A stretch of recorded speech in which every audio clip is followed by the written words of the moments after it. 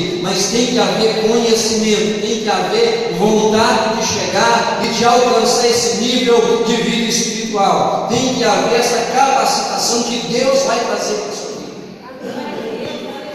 Então isso tem que ser almejado e buscado, intimidade com Deus. E aí você vai ver o que Deus vai fazer na sua vida. Pai, no nome de Jesus, eu quero clamar ao Senhor e quero pedir que o Senhor abençoe cada um de nós que estamos aqui.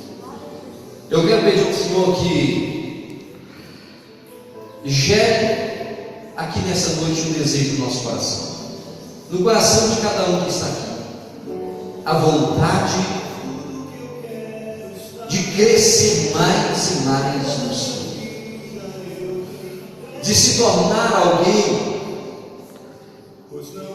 onde os inimigos na fé vão olhar e vão dizer: eu quero ser igual ao fulano, eu quero ser igual a esse irmão, eu quero ser igual a esse jovem, eu quero ser igual a essa mãe, eu quero crescer na minha fé.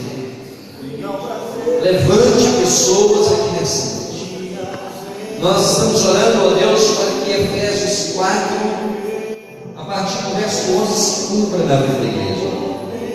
Que a gente tenha pessoas maduras no conhecimento, capacitadas para cuidar dos inimigos espirituais que o Senhor vai fazer.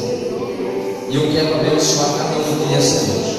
Se porventura Deus tiver pessoas enfermas, eu quero pedir um milagre da cura nessa noite. Pessoas oprimidas sejam libertas de todos os males físicos e espirituais. Fazemos a oração da fé e abençoamos a todos. Em nome de Jesus.